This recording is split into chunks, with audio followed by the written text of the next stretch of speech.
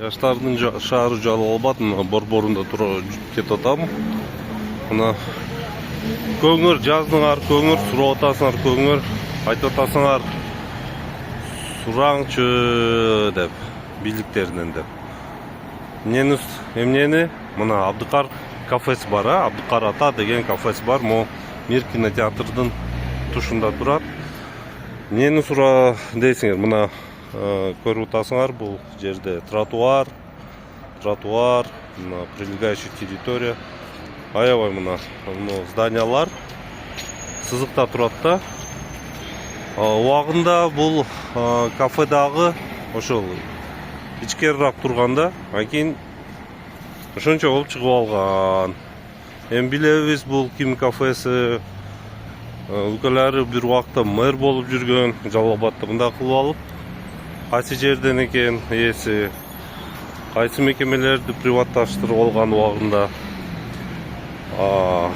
Эми ошол суроо бул башка жерлерде кызыл чызыктан чыгып кетти. Мисалы үчүн Бакыт кафе, могу берде Бакыт телеграф, Бакыт сода үй, Бек бургер дегендер кызыл чызыкка чыгып алды, муниципальный жерге чыгып алды, тиги бул деп алдырды. Мына аябай чоң сода борборун алдырды.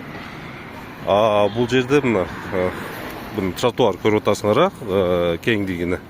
Бул жерде мындай Абдыкар ата кафеси жолго чыгып алып тосуп алган. Бул алынабы экен же алынбайбы экен? Ошондой суроо пайда болуп атат да. Эми мыйзам бардыгы эле тең бекен же бирөө жарымга сал теңирээкпи? Жок дегенде 6 метр чыкканда. Рахмат көргөнүңөргө.